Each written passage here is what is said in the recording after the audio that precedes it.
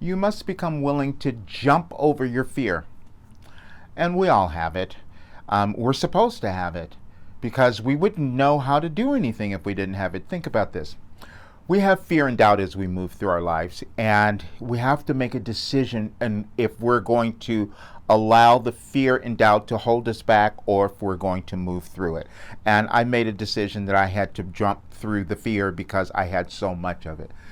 In about 1974, I believe it was, somewhere in there, 73 or 74, I recognized that I'm this adult person and I've never been able to travel alone. I've never been able to take a trip. I'd never been anywhere. I hadn't been outside of the country.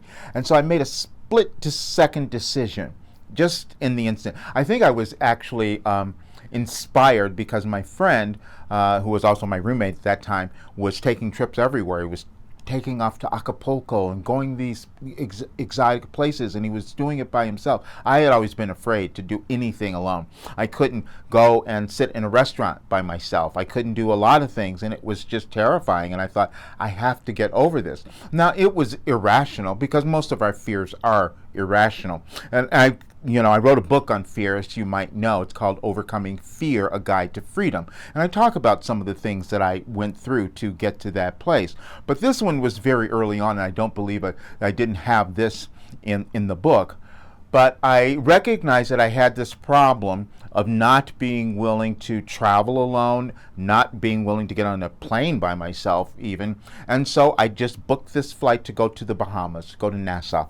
And I thought, I didn't know anything about this place, where I was going. All I did was went and I found something. We didn't have what we had. We didn't have an internet or anything like that. So I called an agent and I just talked to someone and I just arranged this trip and I went. And I was terrified. I was terrified going. I was terrified coming back. All of it was terrifying. Except when I got back, I said, oh, wow, I did that. That was a very different experience.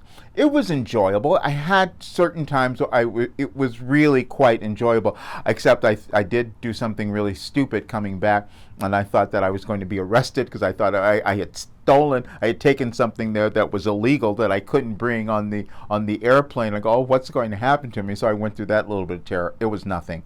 But anyway, we have to decide.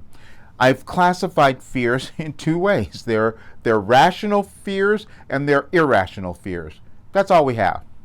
And all I call the rational fear is that when it's almost like a warning, it's almost like some advice, It's like, okay, if I do this thing, I know there's a great possibility I might die or I might hurt someone.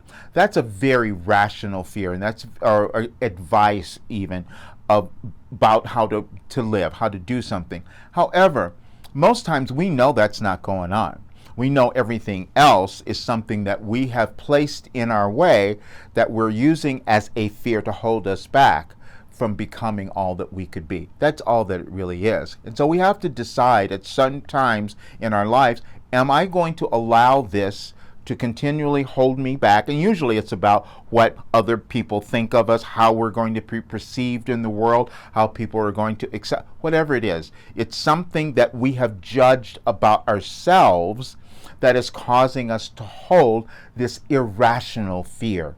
And we can never accomplish what we desire in our lives. We can never become the empowered people. We could never live the life that we want unless we decide a conscious decision to move through or jump through our fear.